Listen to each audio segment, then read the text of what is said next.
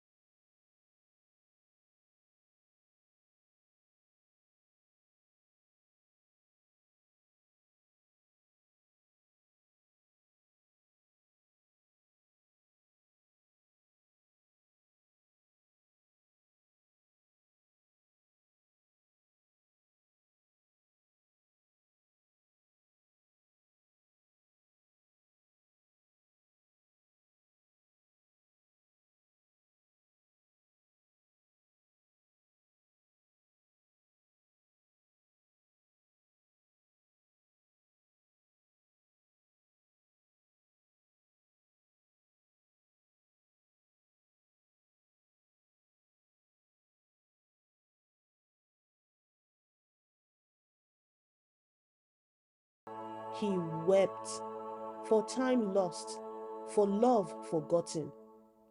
Oba, no, Uzo, traveled back to the old village, only to find ruins and strangers. His name had faded from memory. Only Mama Nkem, now lying frail on the mat, remembered. Oba, she whispered, tears streaming down her face. You have returned. Ijoma, he asked, where is she? She ran. They called her a witch. She lives somewhere near the forest by Nduka. With her last breath, she gave him directions. Oba reached Nduka days later, tired and worn. He asked about a woman who didn't age, a basket weaver with eyes like the morning sun. Ah, said Awele, a spirited young girl. You must mean the forest woman. She lives by the edge of the river. No one goes near. He went, heart pounding. The wind blew softly, as if the gods were holding their breath. He found her sitting beneath a tree, singing softly. It was their song. She turned, silence. Then a gasp. Oba, Ijoma. They ran to each other, fell into each other's arms like rivers returning to the sea. They wept, laughed, touched faces that hadn't aged in 30 years. Love poured like wine from a broken calabash. The gods had kept their oath. That night, as they sat by the fire,